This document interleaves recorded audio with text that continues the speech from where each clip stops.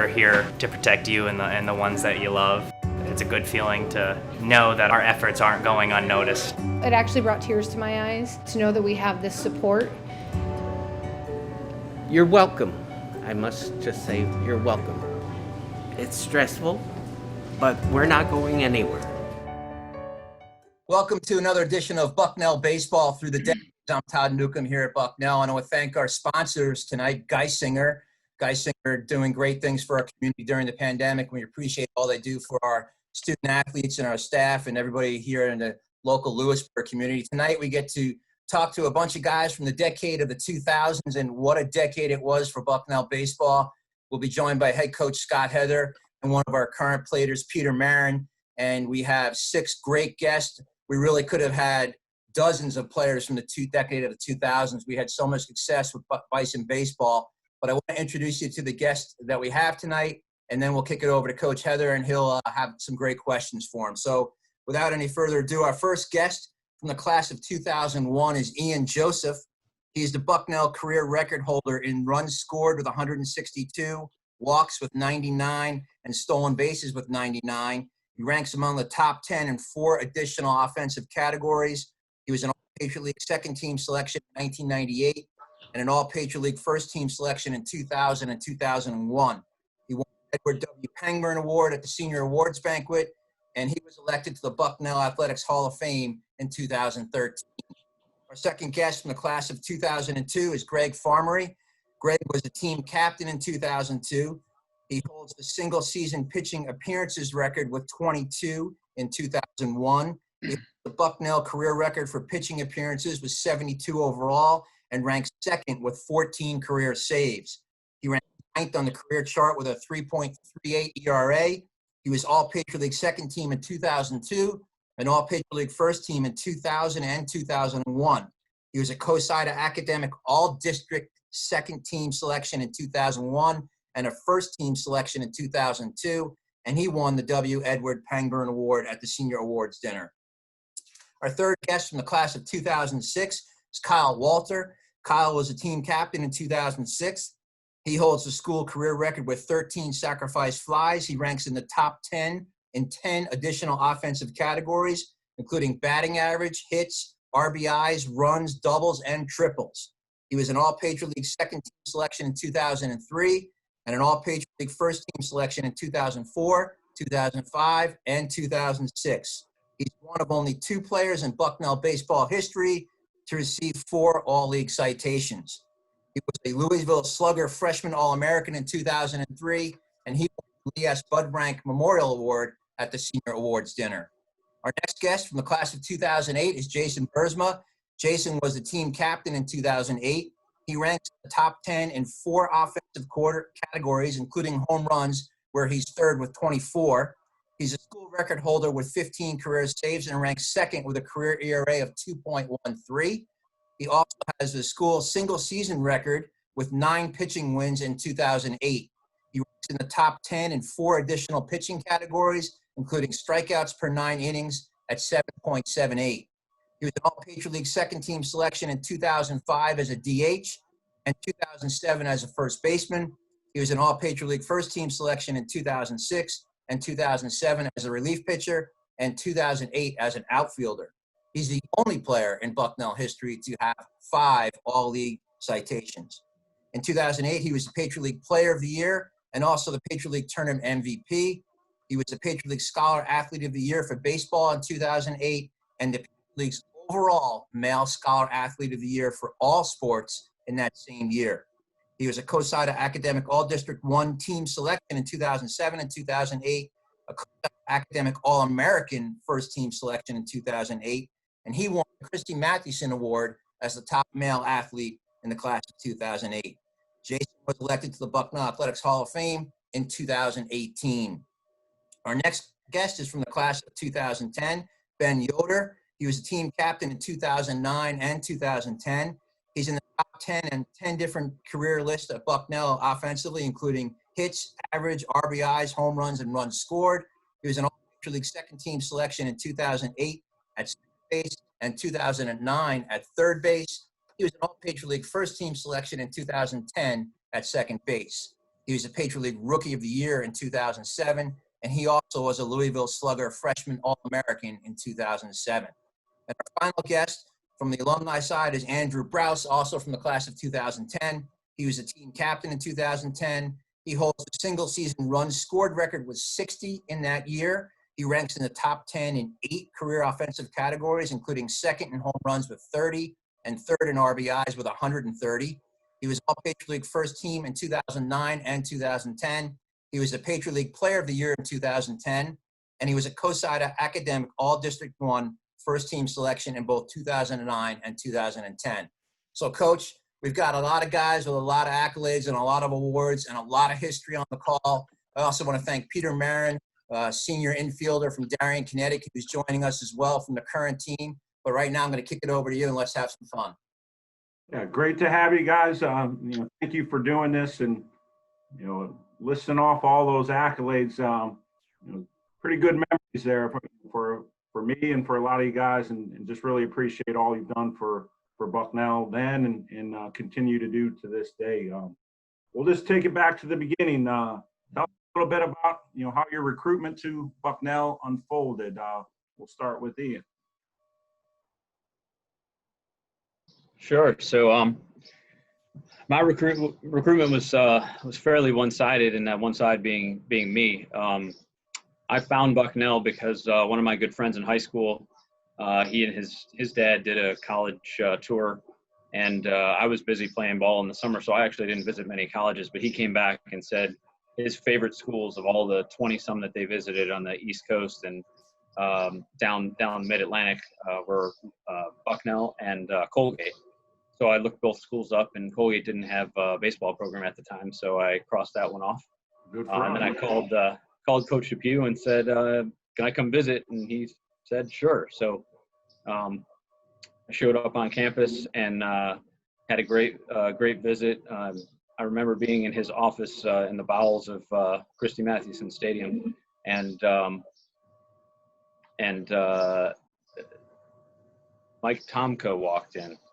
And Todd's shaking his head because he's probably the only one in this group that knows Mike Tomko. But he came in, hair down like halfway down his back in a ponytail, gave something to the coach, and walked out. And I figured, this is a student assistant, somebody who's helping coach with something. And he walked out, and coach looked at me and said he was pitcher of the year in Patriot League last year. And I thought, wow, that was unexpected. He certainly did not appear to be a top pitcher in the league, but I had a great visit.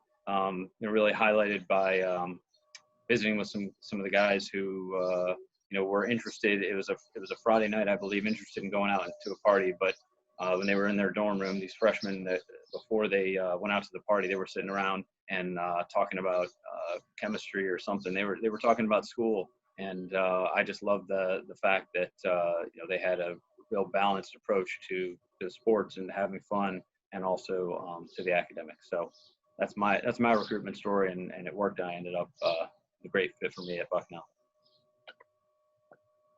Sure, Greg. Yeah, mine's a little bit different, my recruitment process than Ian. I never actually visited Bucknell before first day of freshman orientation. You maybe saw me at a showcase at Penn State earlier that summer, but I never really had with them. I chose Bucknell because of the engineering program. And I remember getting mail in Langone Center maybe my first week, and there was a little red card with an invite to show up to fall tryouts. So I knew he had seen me because I think I maybe got a letter in the mail. And a quick story there that's somewhat similar to what Ian said. I remember putting down outfield and pitcher on my card, and they clocked a gun from throwing in from right field. I probably did okay there. And I was standing next to someone I didn't know, and real nice to me. I thought this person was trying out as well. Saw them throw the ball in from the outfield and thought, oh, I got this. This is no big deal. Went in and took some batting practice.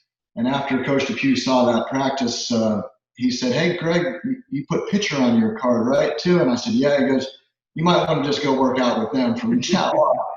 And the funny thing is the kid that I mentioned that I was standing out there with was Mike McCarthy, who ended up being the team captain and batted over 400 that year. So again, like Ian said with Tomko, they're just shocking to me that I was standing next to him. He ended up batting over 400, and I had no business being a hitter at all at that level. Thank you. Kyle, when did your recruiting start when you were about 5 there in Memphis?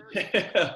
I actually went to high school with Coach Depew's daughter, so Bucknell was like my backyard for a long time. Dad used to take us to the annex to shoot hoops all the time. We'd always beg him to take us to the annex to shoot hoops, and it'd be so cold in the wintertime. We just want to go do something. And it was always kind of had this aura. This place was so cool to go to Bucknell and just to shoot basketball in this cool facility. And in high school, I was great friends with the guy who dated and eventually married Coach Depew's daughter. So I'd always see him around. I've been to their house, to play manhunt and capture the flag. And one day he just called and said, "Hey, fill out this recruiting application." We went and met, and it just seemed like the right move. It was so close to home, and it was really easy for the whole recruiting process. So we were lucky to have a very easy recruiting process and just have it be with somebody who I was familiar with. So For sure. Jason? Yeah, I had a similar experience to Ian. I grew up in Seattle, went to high school in Seattle, so it was a bit outside of the recruitment circuit for Bucknell. So academic program and combination of that and D1 athletics, and reached out to Coach Depew and started the conversation. We talked a bunch over the phone, and I came out for a visit and just was pretty excited to see the school and talk to him. And, I was pretty new to the whole recruiting process. He was one of the first people I talked to, and I was expecting him to say, "Oh, great, well, we can, with sports, we can help you get into school and make this easier." And I remember shaking his hand, and when I left, he said, "Great, let me know, give me a call if you get in. We'll go from there." So I was, okay, well, this is not what I was expecting, but that's okay.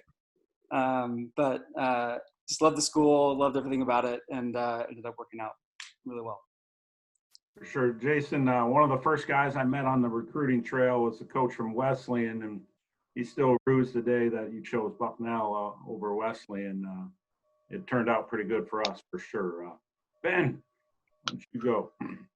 Yeah, so my hometown is a little over an hour and a half from Lewisburg. So I played on a travel team, the Susquehanna Valley Tornadoes, under the legendary Kenny Lewis, he's basically a local hero in the Lewisburg area. So being on that team, there's a lot of exposure. We played a lot of games at Bucknell, and Bucknell was on the list, from day one.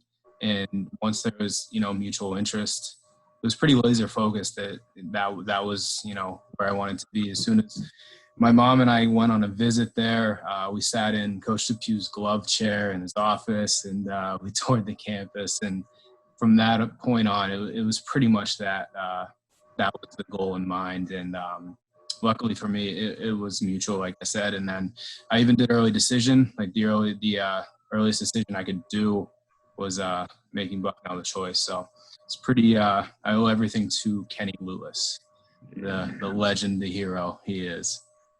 For sure. I think there was 3 guys on here that played for the Tornadoes, and Kenny was great, and he certainly told me where all the players were. A long scout for the Phillies. He lived in Watsontown, and he was great a guy for us, for sure. Andy, go ahead. Yeah, sure. So I think my recruiting experience looks a little bit like Kyle's. I didn't grow up in Depew's backyard, but it was 15 minutes away, and I actually played Willie in high school and a lot in summer ball as well. So I believe that's where I assume that Coach Depew saw me probably somewhere 8th, 9th grade. I assume probably didn't start really paying attention a little bit later. From there, it was a couple trips over to the field house, basically, couple really deep discussions in his glove chair. And he kind of, the one day I came in, I remember, and he said, "Andy, you had 2 pieces of paper. One is, this is your baseball stats. This looks great. These are your SAT scores. We need to work on them. We're going to need to take that again." And he basically sealed the deal. Then came over and had some cookies in my living room, which I'm assuming he probably did with Kyle at some point. But I have not met any other of the players I played with. He's come to the living room, so that was kind of sealed the deal for me. And to be quite frank, I think I think both Ian and Greg mentioned, the combination of athletics and academics basically made Bucknell my number one choice. I visited some of the other state schools, but at the end of the day, they were fallbacks for Bucknell, which was my number one. Sure. The glove chair, like when he retired, that was the one thing he took with him. He left every piece of material, everything he learned as a coach was still in the file cabinet, but he took the glove chair, and that was the one thing I was hoping he would leave, for sure. That thing was great, but I know it's at his house still. But next question, as a player, talk about how you matured on the field, from day one of fall ball until your senior season, and maybe a little bit about how Coach Depew may have impacted that. Ian, we'll start with Ian. I guess as the elder statesman, I'm first again. I don't know how I feel about that. No, Todd's older. You're a leadoff hitter. No. Yeah, that's true. That's true. So yeah, my maturity, I was thinking about this question, and I feel like it was a little bit up and down. And that was one of the great things about playing, sports at any time, but especially in college and especially at Bucknell for Coach Depew and with Coach Hoyt and all the players we had on the teams I was on. One of the great things was you could learn a lot about yourself. And so I came in and had I think I overachieved in my freshman year. Kind of got thrust onto the field, a couple of injuries, and ended up leading off for the second half of my freshman year. And I think did better than anybody expected, and probably even better than I expected. And so I think that actually maybe went to my head a little bit, because I felt like I was more focused my freshman year because I had to be than I was my sophomore year. So my maturity kind of, went down from freshman to sophomore year and even into junior year a little bit. And I think it really took, refocusing my junior year into my senior year to kind of get back on a growth trajectory. But from that was more of a mental standpoint. From a playing standpoint, it was just confidence. I mean, that was the biggest thing, was building the confidence that I, could keep doing what I was doing, playing well at a high level, all 4 years. And that's probably the biggest thing for me was confidence from freshman year through. But definitely took a dip as I had outperformed my own expectations for freshman year, which is something I learned and take with me, even to this day. If I have a good day, just know that was just today, and tomorrow it's got to be a good day as well. I got to do my best. For sure. Greg?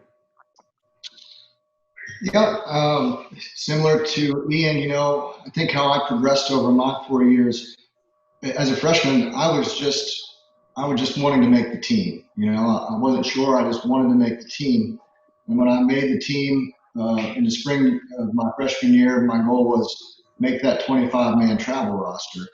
And I think it wasn't until probably about my junior year that it went from that, just wanting to play, to wanting to have the ball in my hand when the game was on the line, and having confidence, like Ian said, that you want to be a part of that team, and you want the ball in your hand. At least in my situation as a closer, I wanted to be the person on the mound, and I knew I had a good team behind me whenever I was out there. And the one thing I always, maybe back in college, I despised it some, but now looking back, the weather's horrible up there, and we would get snow the night before, and Coach Depew wouldn't cancel anything.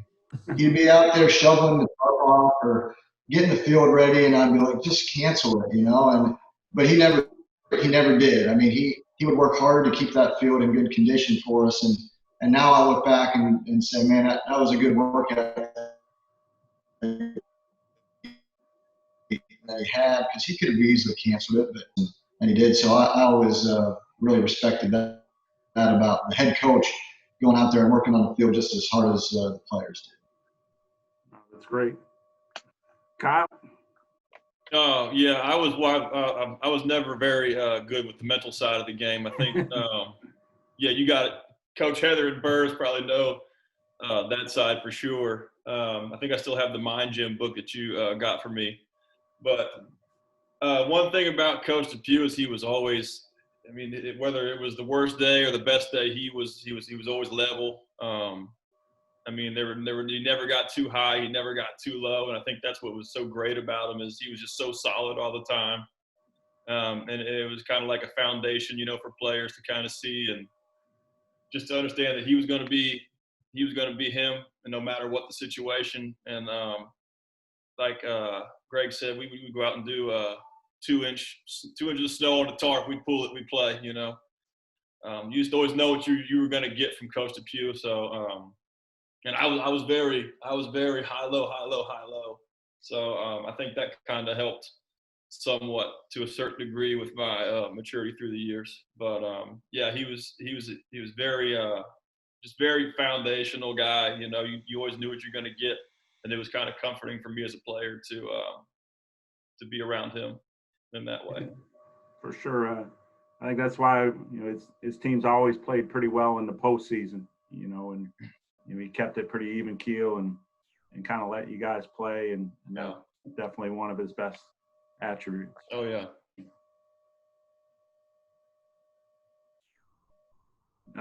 Jason, you're up. Yeah, I think the biggest thing for me was learning to trust myself that I can compete and not really thinking about you know, the age or everybody else on the field. Just trusting myself. I think coming in as a 18-year-old kid, you know, playing against guys that are 22 years old, like that's a pretty big age difference, right? In physical maturity. So I think in the beginning I was pretty intimidated by everybody else and everything that was going on. I think my freshman year, we opened our season at UVA playing against guys like Sean Doolittle. So there's a lot mentally that you can let yourself get intimidated and really kind of prevent yourself from playing. And I think that's the biggest thing I learned was that it doesn't matter who they are, who else is on the field. It's all about you and trusting yourself and your abilities. So it takes a while to figure that out, but I think that's the biggest change for me throughout my career. Great. Ben? Yeah, I'm going to have to echo what I believe Greg and Ian said, is just the confidence that kind of built over time. And, you know, you're coming in from a high school career where, you know, if you're playing a Division I sport, you're kind of looked at as one of the better players in the program. And then you step on campus and, you know, your first workout on the field is you see all these guys, like Jason just said, you know, 22 years old that, you know, have been doing this and, you know, competing at this level for a couple of years, and you're not really knowing what to expect. But I remember a conversation I had with Coach Heather and Coach DePew close to cut time, and it was like, hey, should I be worried here? Like, what are we looking at? You know, like, I want to make this team, I want to make the travel roster and go to that opening series at UVA. And Coach Heather and Coach DePew were like, we think you're going to start. It's like, I think it's on that part rather than making the team. And having, you know, in the back of my mind that Coach Heather had that confidence in me, I think really led to me having that confidence in myself. And from there, it was kind of like, I belong here, I can do this, you know, and just go out there and, you know, do what you can do. And then you step in the box against, you know, UVA pitchers week one. And then it's like, holy cow, like, you sure, guys? Like, what we want to do? But, yeah, I think having that confidence in myself and that coming down from Coach Heather and Coach DePew was really important for me. Sure. Andy? Yeah, sure. So I think, you know, I think my experience was, you know, it touched a lot of aspects a lot of the guys talked about here. I think the one thing that really sticks out to me, though, is how humbling fall freshman year was. You know, I'm sure Coach Heather has the stats somewhere and they don't look good. But you know, like all the guys said, you're kind of the top, you're number one, and you come into a, you know, an experience and a situation where you're playing with a bunch of men and you're still really a boy. And then, you know, the growth process to kind of balance that along with your academics, it was very challenging. You know, I think a lot of the mental aspects for me were also a bit tough over the years, but I think the thing about Coach Heather and Coach DePew all say that they guided and they steered the guys that needed, the right encouragement in the right direction, I'll say. And for them, how they helped me along with the process and to kind of build the confidence. And once you get over that hump, I think for me, but, I think it's still a process that, I think we're all going through today and kind of building up to, but, it was definitely a very humbling experience for me at the very least. Great. I think, Peter, we'll go to you. You'll issue a question here. All right. First of all, as Coach Heather said, I wanted to say thank you guys all for coming and joining us today. I know I really appreciate it. I know Coach Heather and Todd do as well. What advice would you give myself or any other players that are in our program today about the college baseball experience at Bucknell? I would say just to make sure you appreciate every day you have. You're going to be a senior this fall, is that right, Peter? Yep. So you got one more year, man. You got to just appreciate every day. I remember my freshman year I think it was practice warming up, and I was trying to pick the brain of Tyler Prout. He was just a year older than I was, but he had an unbelievable freshman year, and so I was looking up to him and trying to get some thoughts from him.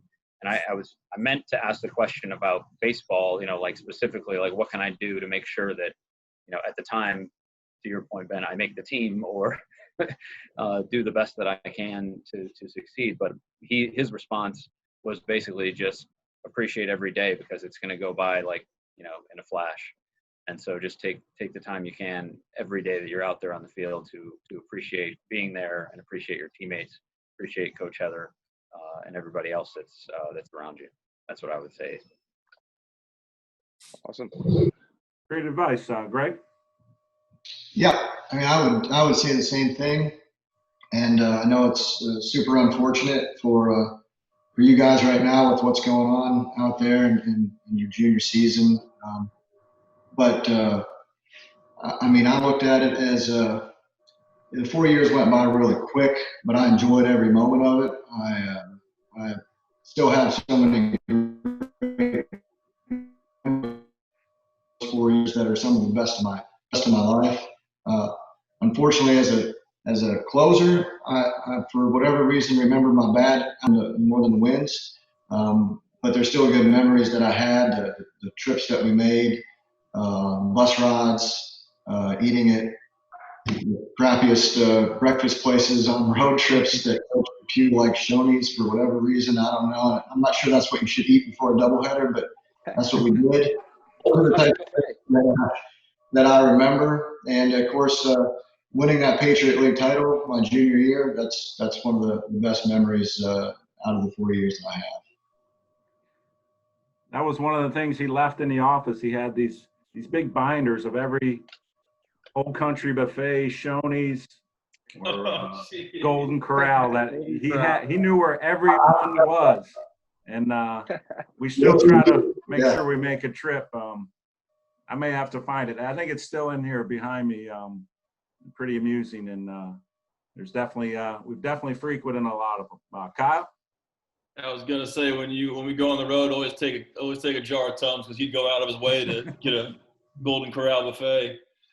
Just like the other guy said, the game's gonna be taken away at some point. It is for everybody and it's hard, but don't lose sight of the little things, the relationships you have with your teammates, your coaches, and just the nucleus that you create when you compete with each other. A lot of those bonds will last for a long time. So just don't lose sight of the little things in the process. It's easy to go hit 100 balls in the cage, but don't think that's all there is to it. For sure. Jason? Yeah, I think similar advice. I think for me is just don't forget to have fun. It's easy to get caught up in the rigors of school and, like I said, going and getting reps in, working out. But just take a minute to smile. Take a minute to have fun with your teammates. There's not another time in life where you can be with a group of guys and a group of people that you can trust will run full speed into an outfield wall for you. So just have fun with them and enjoy it. I think that's the biggest thing. Smile. Ben? Yeah, I'd say grind every minute you can, whether that's on the field or in the library. The latter part is a place that I probably should have visited a little more. That's neither here nor there, but take every second you can and just cherish the moments you have with your teammates. They're some of the best friends you'll have for the rest of your life. Yeah, no, I think I would just, I'd more or less, I'd reiterate whatever all the other guys said. You know, I think my biggest thing would be, one, you know, just try to cherish the moment, but like just kind of take a breath and kind of live in the moment from time to time, because the past 4 years, and you think that time is going slow, but the first 4 years after graduation flew by twice as fast as the 4 years during. So just, you know, I think you should really appreciate it, you know, and if I had to go back, the thing I'd say is, you know, from like more of a mental aspect, when you're playing, it's like you really have to appreciate every pitch, every single out, every single play. It's like, I think we've all had at bats, for at least the guys who are field players, where the umpire made a bad call, and then you're basically out of that at bat because you're upset that it was a bad call or something like that. So, you know, I would give that advice to try to, like, more or less to improve on that, because you really can't get any of them back. So For sure. I thought for sure you were going to say, you know, be careful at those flag football games. yeah, that's, I think that was probably better answered in the whole maturation question. So For sure. I'm going to come back right to you and reverse the order a little bit. You guys all played on some great teams. What do you think the key to success was, you know, for your teams?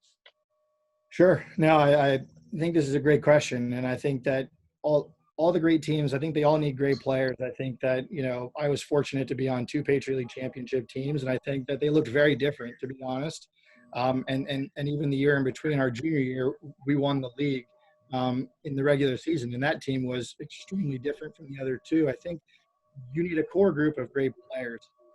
But I think the thing for me, and I think this kind of speaks to the coaching staff, whether it was Coach Depew, Coach Heather, we had Coach Krenchman, and Jimmy Golden too. It's, you know, I think the way that they managed year over year, and kind of, you know, the way that their stewardship of the different groups, I think spoke volumes to their abilities, because with some of the guys, you know, there was a lot of characters, myself, Ben, Bursma, all of us included, that, you know, you really had to treat a lot of guys very different, but then get them to show up and basically perform, you know, as a whole unit. So I think you need a core group of guys, but then I think the coaching staff, with the knowledge to know who needs what and when, I think is great, because, you know, they can let, you know, they can give more latitude, I think, when it's needed. And then they can clamp down when they need to as well. But I think knowing when to do so was very important, I think, for the teams I was on. I love that answer. Ben? Yeah, I would have to agree with that. I think obviously you have to have some talented players, but the leadership that you have from both the players on the team and the coaching staff goes a very long way, especially in the playoffs. Like Andy said, our sophomore year, so I think that was 2008, we won the Patriot League tournament. 2009, we won the regular season. 2010, we finished with the as Patriot League tournament champions. The times we won the tournament, we were the 4 seed. So I think the coaching staff deserves a lot of credit during that run, as, you know, resetting, you know, starting from step one. Coach Depew was very good at, like, I think Kyle said, it being level-headed. And just, there's never too much pressure. There's never pressure on us to go out and perform, and just maximize the fun we were going to have every day, whether it's practice or a game. If we had to play, you know, 2 games at Army, we were going to go out and, you know, enjoy every moment of it. And I think we did really well in those moments of not feeling the pressure and just going out and, you know, having fun out on the baseball field. And, you know, and good things happened, obviously, from that. So I think, you know, from that attitude, it was very, very successful, and we had a ton of fun. You know, winning is fun, but also in the moment, it just sucks that the year that we finished first in the regular season we got bounced first round. So I'd like to go back and do something about that. But I guess it pays to be the 4 seed. Yeah. Burge. Yeah. So my senior year, that 2008 season that Ben and Andrew kind of were talking about. So we won the Patriot League. I think for me that year is everybody just had a common mission. We all came into fall ball, through winter workouts, into the season with one goal in mind. And that goal was to work as hard as possible to go win a championship. And I just felt like everybody bought into that and everybody shared in it. And every weekend, go on the road, I felt like everybody was just like working their tails off towards that mission. So it was really cool to see a group of guys come together like that, just to know that, hey, we're going to go do this and we can put in the work to get it done, and ended up working out for us. Yeah, I definitely remember that, even like in the fall, just knowing how hard you guys were working, and you know, I felt it then that we were going to have a great chance to win for sure. Todd? Like Burr said, I played on 4 teams. The 2003 team we played on my freshman year. It was just the nucleus was there. Everybody was all in. You know, you could just tell that there was something special. I've coached for 11 years, you know, and you can just see a special team when they get out on the field. You know, everybody's all in, and they're all competing for a reason. You know, some teams were really good with that, and other teams were just kind of disjointed. But you know, like Bert said, if you're all in and you have a little bit of talent, I think that's what makes a great team. You can't be halfway in; you got to be all in. And the 2003 team was probably my favorite team. And I was just a freshman, so my eyes were, you know, like this. We had dudes like R.J. Grant going up there and telling us if we screwed up, we were going to get beat up that night. So it was a cool team. There were a lot of tough guys on that team. We were pretty gritty. Sure, love it. Greg? Yeah, I was, fortunate to play on my first 3 years, teams that went to the Patriot League tournament. And there were some outstanding players. My first 2 years, Mike McCarthy, Tyler Prout, Frank Frisconi. Look in the record books, their names are in there. But we just, for whatever reason, got bounced in the Patriot League tournament.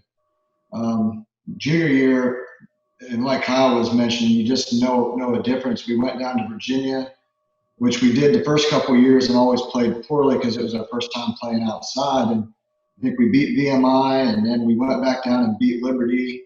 And you could just tell it was different that year.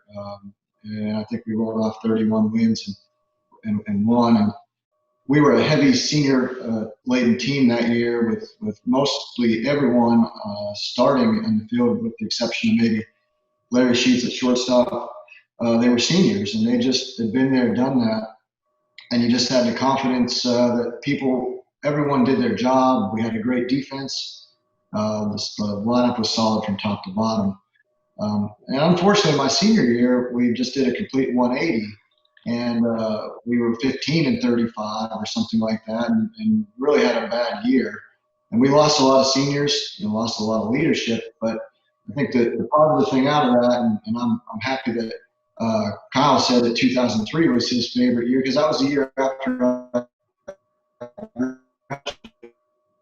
And I was just happy to see those guys like RJ that were juniors. They didn't lose. They had to have worked hard after a disappointing season to come back and do what they did in 2003. And I'm proud of that team too, even though I wasn't part of it. But I just know a lot of those guys and what they were capable of. So ended bad, but had a good experience my junior year. Ian? Yeah, so I was fortunate enough to come in at a time when the program is really kind of on an upswing. Todd can correct me if I'm wrong, his whole history book right in front of him and probably in his mind, but I'm pretty sure we won the Patriot League championship in '96, right? So I came in '97, and the first 3 years, my first 3 years, we finished second and third, I think, in the Patriot League before winning the championship my senior year, which was Greg's junior year. So that senior heavy team was my senior year, and I'm pretty sure we had 10 seniors on the team. 8 of which started. We had one pitcher and one reserve, I think, who were seniors. And for me, I think the key was really really having a common goal and being selfless. I mean, that group of seniors and then the juniors and sophomores, we even had freshmen contribute. We had contributors in every class, and we were all on the same page. And I think nobody was bigger than the team. And not to say that there were players bigger than the team in the other 3 years that I played, but that my senior year, that 2001 team, it was just something special. And I think also finishing second, and third in our first 3 years, I think we got to the playoffs, and I'm pretty sure we were the 2 seed. I don't think Navy was the 1 seed because we had to play in the playoff game.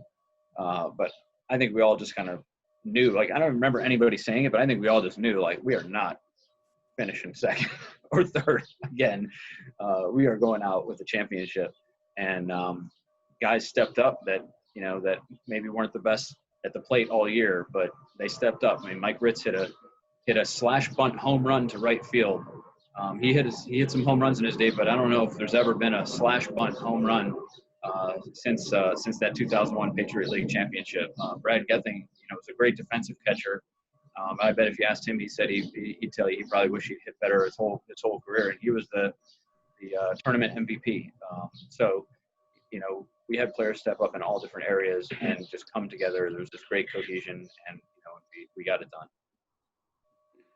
Yeah, a lot of guys always ask why we practice the slash bunt so much, but there it was right there. Championship. This championship material. For sure. Back to you, Andy. What was your most memorable experience, as part of the Bucknell baseball program?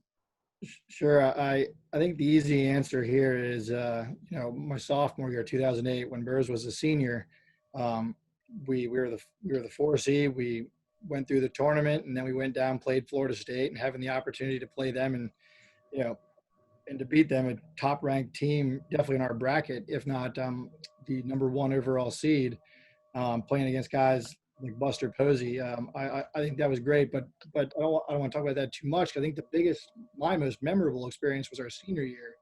Again, the 4 seed, going through the Patriot League tournament. We faced some adversity. I think it was against Army, and then against Holy Cross going into the final weekend, going up there, and we lost the first game. I think our right fielder, he was a little bit better hitter than he was couldn't really catch fly balls all that well, to be honest. And there was a play at the end of the game, and we lost, and we were down 1-0 senior year. And then the next day, I think why it's so memorable for me is because I think we got contributions from 1 through 9, our entire starters, our entire bullpen, everyone stepped up. I think we had even 2 home runs, possibly from our 9-hitter, I think, in one of those games that might have been the deciding runs. So something like that, and then to have the opportunity to not only come back from being down 1 game and to win up there, and then to go play South Carolina and basically compete with them up through a rain delay, and they subsequently went on to win back-to-back national championships. I think that's would be my best memory. Absolutely, and even after all that, you made it to graduation the next day. Pretty cool weekend for sure. Ben, go ahead. I'm going to have to echo what Andy said. Obviously, beating Florida State is something that anyone that was there is never going to forget. But senior year, you go day in and day out and work, as hard as you can with, the guys in your class. And to make it the senior year, cap it off with a Patriot League championship, going to Army, beating them, going to Holy Cross, like Andy said. That right fielder losing a ball in the lights to lose the first game. That's a tough one, but we bounced back the next couple of days. And like you said, everybody had contributed that day. Shribman went nuts. I think he was great. And then selfishly for me, my brother was on that staff as a volunteer assistant. So that was something that was pretty special for my family, that we were able to experience that and get AJ his first trip to an NCAA regional after he failed to make it as a player at VMI. then I'll always rub in his face. So that was nice. Still for sure. And Every day. And yeah, one of the things you guys always talk about is Gene had pizza, at the hotel for the team after the game, and the hotel decided to make it this pizza party, and it was, after losing the first game in the series, is the worst pizza party ever. But That was the saddest pizza they party. showed a lot of resilience. I think that right fielder took a pizza to his room and didn't talk to him. Got it delivered, I think. He the party. That a boy. And I think you hit a few home runs that weekend to help us win for sure. First, I was hoping Browse and Yoder, since they won 2 championships, would leave Florida State for me to talk about. But I will say that definitely was the highlight. I will add the thing that was most memorable for me wasn't necessarily like realizing we beat Florida State, but it was looking around after the game to see every single one of their fans on their feet giving us a round of applause. That was very cool. Like such a heartwarming experience, and just to see fans that are that gracious when you come to their house and beat them to give us a standing ovation. So that was pretty cool. The other piece I'd add, I think that same year when we beat Navy to win the championship, I slid into home plate for like the walk-off win, and had everybody pig pile. I probably complained a little too much by getting piled on, but that's okay. That's me. But that's a pretty cool feeling, just to have 25 guys laying on top of you and having kind of a walk-off celebration like that to win the championship. It's really, really cool for me. for sure. Eddie Rubo with the big game-winning hit, 2 seniors coming through to win that ball game for sure. Good deal. Todd? Since we got Bursma in here, one of my favorite things was definitely when we were inter-squatting and I saw the chart and realized I didn't have to hit against Bursma. That was always one of my favorite moments. Obviously, the 2003 team I talked about when we went to UT and played in that regional, that was a lot of fun. But as soon as I saw this question, I don't know if it was you or Hoyty that was with this team. I don't remember what year it was, Coach Heather, but we got to Army and it was freezing cold. I think they were out there working on the field. It had rained. It was cold. And Coach Depew says, "Hey, we're going to go stretch over here in this little grass area at Army." And Army's intimidating. I mean, we've all been there. It's a pretty intimidating place. So we're stretching, and these 2 soldiers come out. They're storming out of this building, and they're saying, "No. You can't stretch here. You can't do this." And we were stretching on their parade grounds. We were doing high knees, and we were doing karaoke. And Coach Depew had no idea. So they stormed out, and they threw us off the parade grounds. And we ended up stretching somewhere else. But it was one of the most memorable things because we were all sitting there just like, oh, my gosh, And I know Coach Depew probably felt terrible. But that was one of my fondest memories, aside from just playing baseball, is when we stretched on the parade grounds at Army. That was memorable for me. For sure. Love it. Greg? Yeah, I mean, I can add on to the Army comments there too, because that really was one of my favorite places to go play. It's a beautiful place up there. What year it was, but it was the second game of a doubleheader, getting pretty late, almost close to dusk, and may have even been extra innings. And all of a sudden, this big boom goes off. They shoot a cannon, and of course, all the Army players immediately stand at attention.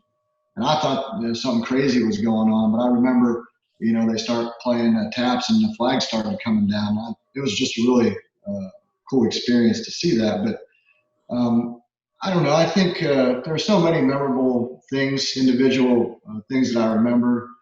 But probably winning the Patriot League at Navy on their field.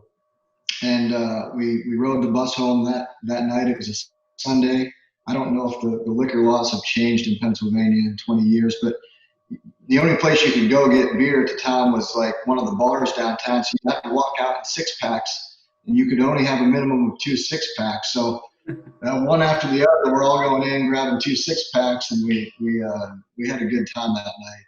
No one else was on campus because it was school was already out, and it was just us there and just celebrating. So it was a good night. Yeah, those are the great stories right there for sure that I always love to hear.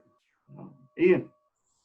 Yeah, I'll take Greg's story and extend that evening, because you know, the obvious one for me is the Patriot League championship my senior year, Greg's junior year. But after the six packs were purchased, we all went back to one of the frat houses. Went back to SIG and up on the roof, and just like the whole team, like Greg said, nobody else was on campus, but just the whole team just sitting up on the roof and reminiscing about the weekend, the championship, everything before. And you know, we had a couple days to ourselves on campus to look forward to going to regionals, just like some of the other guys on the call went to.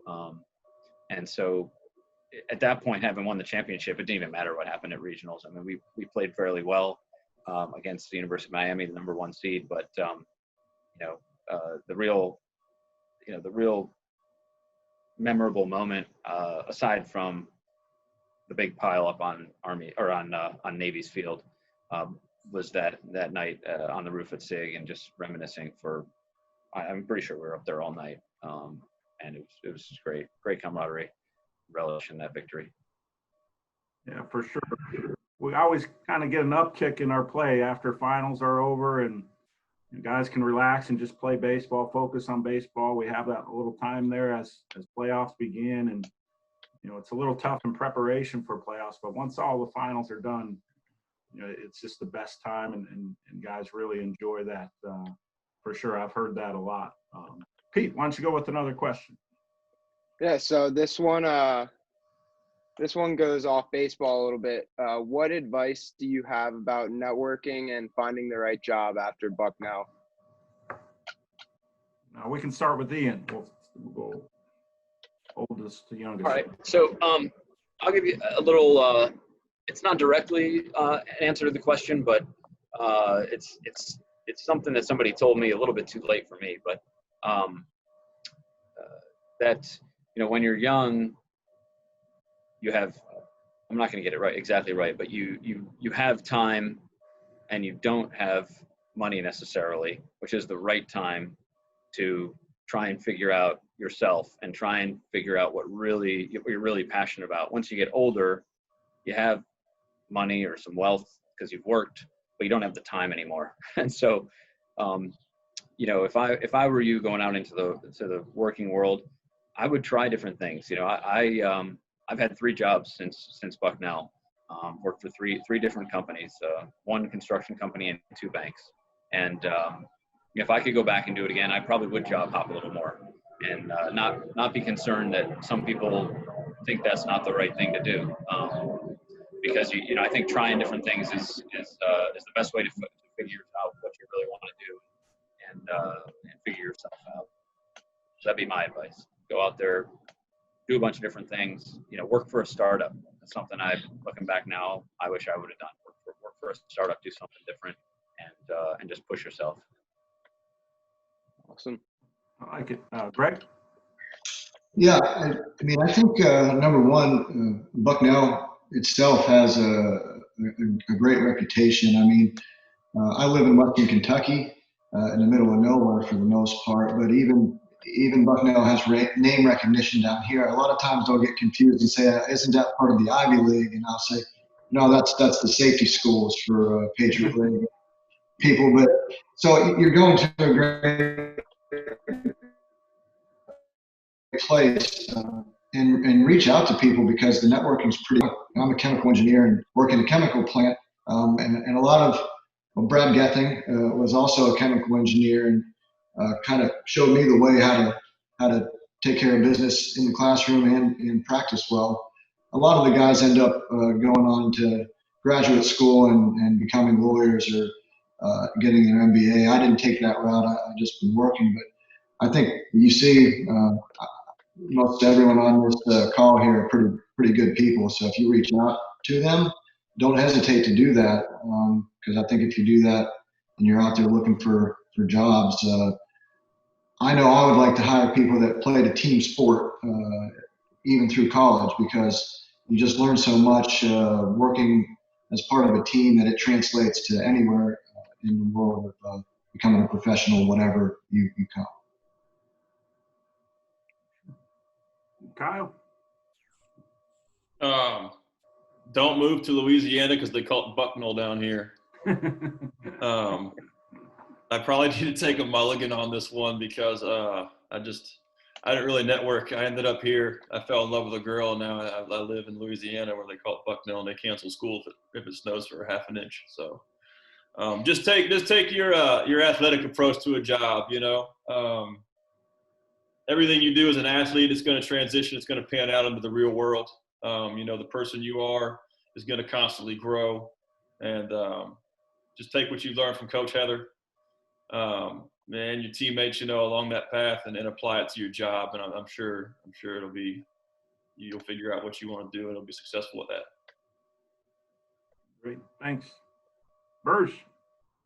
I think my biggest advice is what you'll find is your career is like really a journey, and you don't really know where it's going to take you over time. That's been my experience. But at every step, as long as you can think about doing something where you can learn and grow and get exposure to a lot of things, and then take those, because you never know what it'll turn into, who you'll meet, what idea you'll have. So just find something, find a job, find something that you can learn and have fun doing, and you'll be surprised at how much that path kind of winds and maybe veers away from that ideal one you're thinking about right now. Thank you. Ben? Yeah, I would say, obviously, I think we can all agree that Bucknell has a pretty strong network, and everyone here is, willing to help out somebody that has that same common interest in Bucknell or experience. That being said, find something you enjoy. You have, 4 years in college, however long your baseball career is going to go, God willing, but you're going to be working a lot longer, most likely. So find something you enjoy that you can wake up every day and you're not dreading going to work, because being almost 32 years old, the retirement age, I don't think is getting any sooner. So just find something you enjoy doing and, make the most of it. Thank you. Andy? Yeah, I think my response to this question is kind of building on what a couple of the other guys said. I think the difficult part with baseball compared to a lot of other sports is, you're in college, you either expect it or most guys want to go play summer ball somewhere, which I think that means like you forgo all your internships. So basically by the time you're a senior, you've had no job experience, which I think makes it more difficult. But I think that, I think Kyle, Ben, Burrs, I think some of you guys, take the work ethic, that you kind of the same approach you took on the field to make the most of your opportunities, to create some of your own. But I don't think I would ever not play summer ball. I think that not having an internship, as Coach Depew would say, is an extraneous variable. So you just have to overcome it. And I think you can still overcome a lot of stuff like that, with just good old fashioned hard work. And I think the Bucknell network, and the team sport, I think it's it's underappreciated how many people in the workforce really do appreciate that aspect, because they know what it's like to be a Division I athlete. It's not easy. It's a full-time job in addition to you being a student. So I think the combination, I think it's very valuable. Thank you, guys. All right, we'll come right back to you, Andy. Maybe just update us on your personal life right now. Where do you live? What's your career and family, et cetera? Well, like Ben, I'm super old at almost 32. In the normal world, I live in Hoboken outside New York City. Been married for going on 4 years. My wife and I had our first child, a boy who just turned 1 on the 10th a few days ago. Work in finance, but mostly working on parenting these days, probably one of the hardest things I've done. But hopefully in 17 or 18 years, Bucknell baseball will still be there, as well as Bucknell, and we'll see him in orange and blue. He's got an offer. Appreciate it. We'll need it. Is that in writing, Scott? We'll have to document it. The letter of intent's in the mail. All right. Yeah, I currently live in Stroudsburg, Pennsylvania with my wife. We've been married for going on 3 years. Detail to remember. And we just had a baby boy. He'll be 2 months actually tomorrow. So the bags under my eyes are real. It's the hardest job and most rewarding job I've ever had, and it's awesome. The one I get paid for, I'm in sales. I'm a sales manager for a company in the Lehigh Valley. Yeah, and Coach, I'll need that letter of intent in writing. My mailing address. I'll even pay for the stamp. So get that sent out ASAP, please. Thank you. We're on it. We're on it.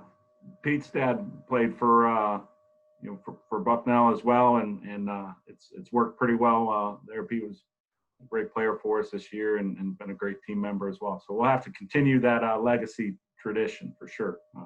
Hirsch. Yeah, I just celebrated 5 years married to my wife Laura. We have 2 kids. Brooks, my oldest, is 3, and Clive, my youngest, is 2, just turned 2. So we have our hands full. They're just starting to get crazy, and you can probably hear them in the background now. I think it's about meltdown clock. Yes. So just hanging out with the kids. We just recently moved to Idaho. My wife's from Boise.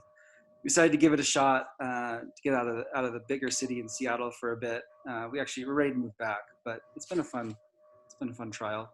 And I'm working for a startup. It's a direct-to-consumer company. We make developmental toys and content for babies 0 to 6. So I think I'll have to get Andy and Ben onto this. But it's been a fun company. I moved out here. We only had 14. I was number 14, and we're up to like 90 at this point. So it's been a fun ride. Great, Kyle. I met my wife in 2012, in about 2011, and we've been married since 2012. I live in Louisiana. I was a baseball coach for about 12 years.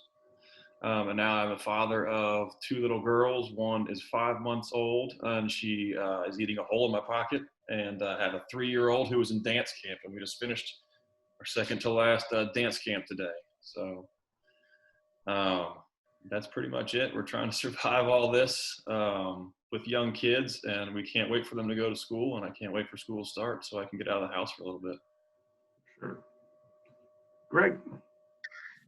Yeah, so I live in Paducah, Kentucky, and I'm a chemical engineer by degree, and I'm a plant manager at a chemical facility here in Western Kentucky.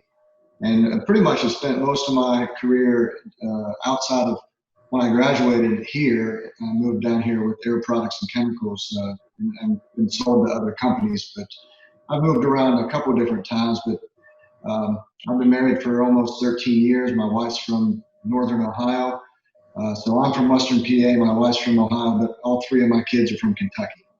And I've got a 11-year-old son who's a lefty, and I want him to pitch so bad, but he's a soccer player and a golfer, and he does well at those things, and I'm glad he chooses to do what he wants to do.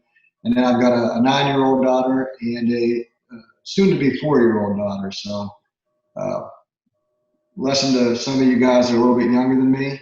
If you're done having kids, you gotta take that next step, not just talk about it, because my 4-year-old is a bit of a surprise. So, but we're happy. We love her, and it was the best surprise of my life so far. So That's great. That's great. Ian. I live in Washington, D.C. I've been here since Bucknell, with a short 1.5-year stint back in central Pennsylvania, where I got my MBA at Penn State. I was a civil engineer at Bucknell, worked in construction for a few years, and after my MBA went into commercial banking. Now I work with Capital One, and I don't know what's in your wallet. That's the question I get all the time. But I work with large companies, which is rewarding to me, helping them grow and helping them provide jobs. And that's what I do on the work side. That's the boring stuff. The fun stuff is I married a Bucknell girl from class of 2001, Francesca Dolce Mascolo at Bucknell. And Peter, one other word of advice: if you aren't in a relationship that you're happy with, or if you're in a relationship or you're in one that you're not happy with, go back to your 5-year reunion, because that's where Francesca and I reconnected. We started dating then. We were friends at Bucknell, never dated, but reunions are a good place to meet somebody, as I learned. And we have 2 boys. This is Kellen. He's 7. Scott, pay attention. All right, I like it. And this is Blaze. Great baseball name, Blaze Hunter. He's a lefty, and he is 5. So I'll send these videos. Oh, just guard the miss there at the end. But I love the tetherball setup there for sure. Yeah, that's what we live in DC, so in an urban setting we can't chase the ball down. That goes right in the backyard, which is about 10 by 10, so works out well. All right, that's great. I think we have time for one more question, and we'll let Peter ask this one and wrap it up with his last one and go from there. Go ahead, Pete. All righty. Throughout your career at Bucknell, who was the teammate that you admired the most and why? We can start with Andy with that one. Sure. For me, I think this was really difficult. Playing on some really great teams. I played with so many great guys, both personal, from a personal perspective, from an athletics perspective, from a teammate perspective. I think for me, I could go down and name 10 guys, Bursma, Yoder, all these guys included. So, my answer to this question might not be what you're looking for, but I think my experience, this is more pertinent, but I think I would say Kyle was kind of someone that I admired and looked up to, even though we never played together. But growing up in Central PA, he's a guy's name I always saw in the newspaper. Just a little anecdote: saw his name in the newspaper. He was always 4 years older than I was. When I got to Bucknell, I remember in the field house basically, and all the freshmen get to choose their numbers, and for me, it's I kind of always looked up to him. Coming to Bucknell, heard his name. I was also another local guy, and Coach Depew hands out all his cards. You need to put your number request down. And Kyle had just graduated for number 24, and I put 24 down too. And he's walking around, and I'm sure all of us have a single one-liner that I think that he said to you, over your 4 years. And the one thing that he said that really kind of stuck with me, he walked up and he just pointed, he goes, "You're going to have big shoes to fill." And so he was someone I had kind of admired, looked up to from afar. I aspired to be a fraction of the player he was. I mean, we all heard his accolades earlier, but I think Kyle Walter was someone I looked up to and kind of aspired to be, and kind of wanted to model my career afterward from from one local guy to another. So. Absolutely. That's great. Ben?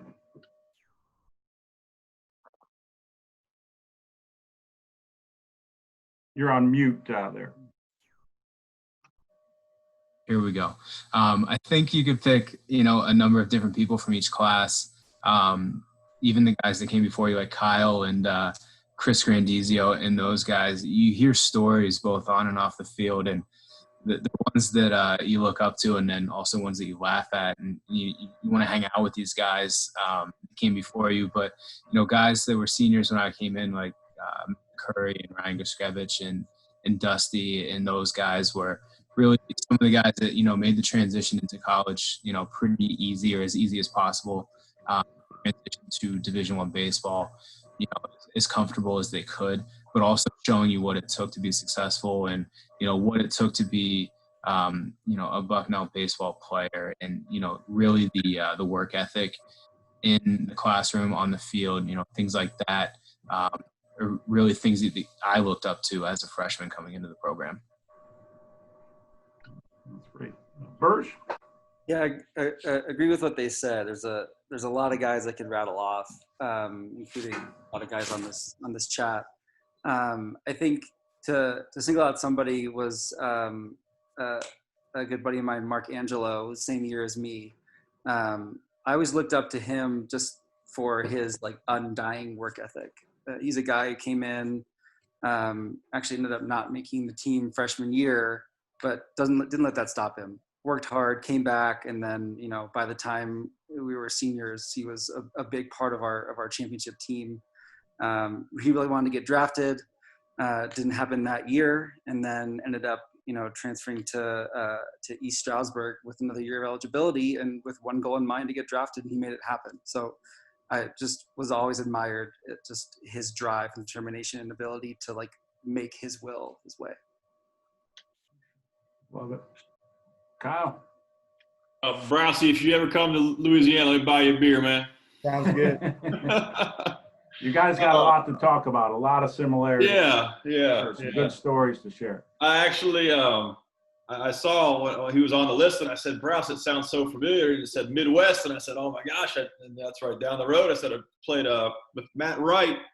A couple days from Midwest. That's right. I said, he's wearing 24. I said, what a coincidence. And that guy can stroke from what I read about. He can stroke a little bit.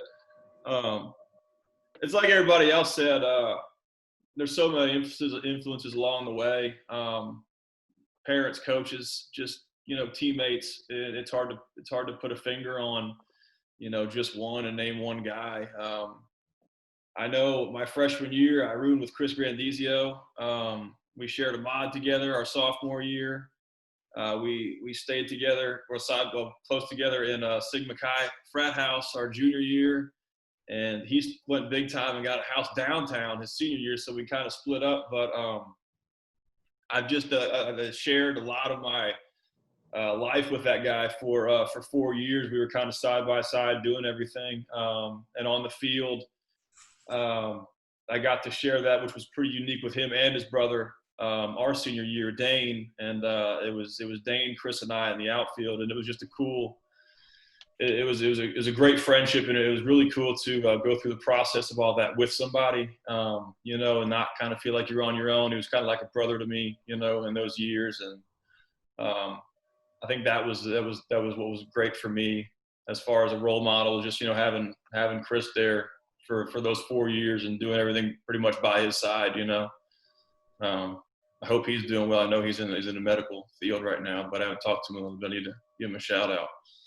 That's great. Yeah, I see him every once in a while at Geisinger. Yeah, run into him. He's still got his Team Wolf haircut from the last time I saw him. For sure. Great hair. Absolutely. Greg. Same as everyone else. I can't pinpoint just one because everyone was great. And the great thing is I can't think of any person that I didn't get along with on any of the teams.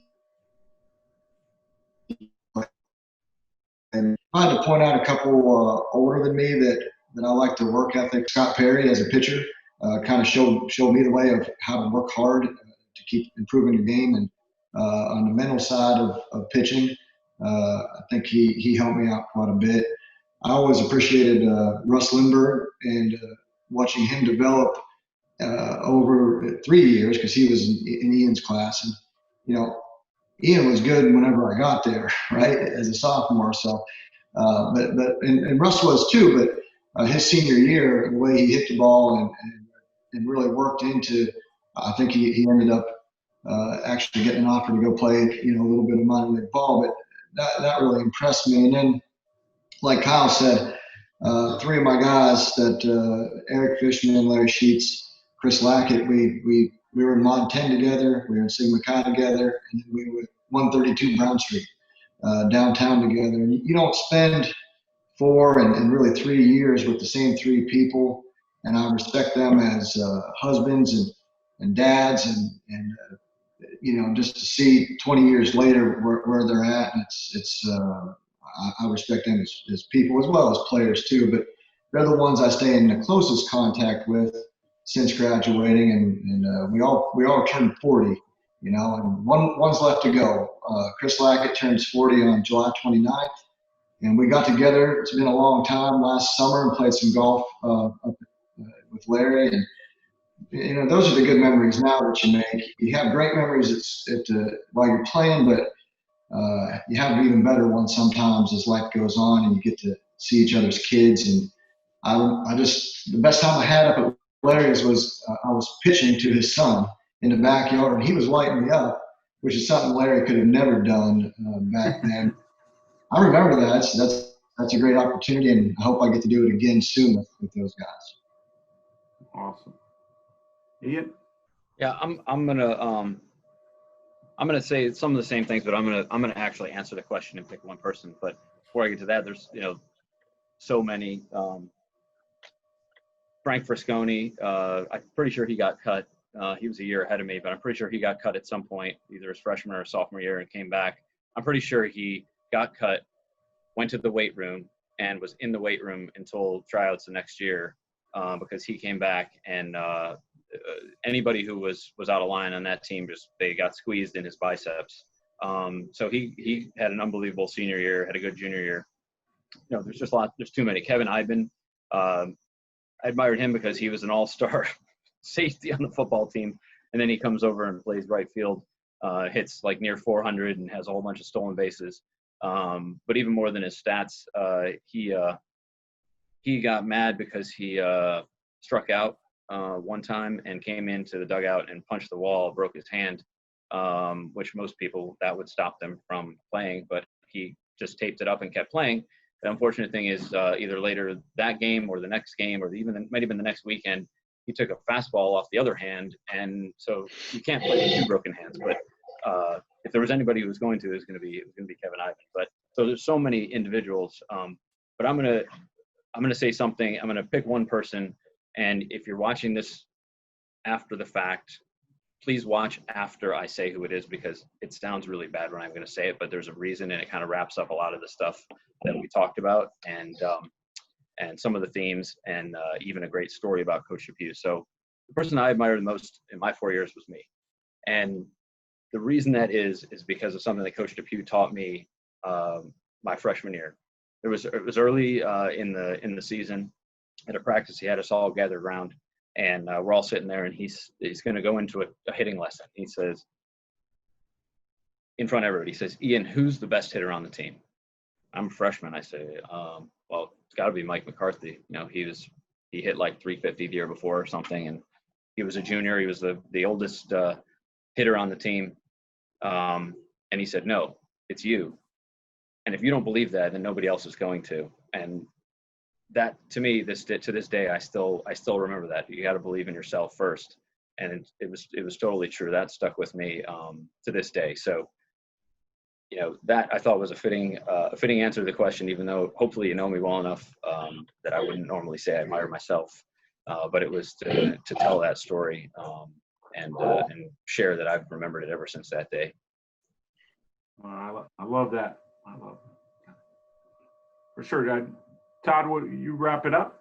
Yep. So, guys, what a great session. The baseball program has been one that I've been close to the 22 years that I've been here at Bucknell, and got to see all of you guys play and share in so many of those moments. And Jason, the comment you made about the fans at Florida State will be something that sticks with me my entire life, for them to get up and give you guys a standing ovation. And then, I don't know if you guys remember it, but a couple nights later, we went back, or maybe it was the same day, we went back for the Tulane game to watch, and a bunch of you guys had your Bucknell gear on. We walked in that stadium, and the fans got up again and started clapping for you guys. So to just, be around real baseball, Ian's clapping now, to be around real baseball was awesome. And I remember at Navy, the pile on, and, beating Navy, and all those good memories. And Peter, this stuff is something that you can take back to your teammates, and hopefully they'll watch this after it comes up on the website.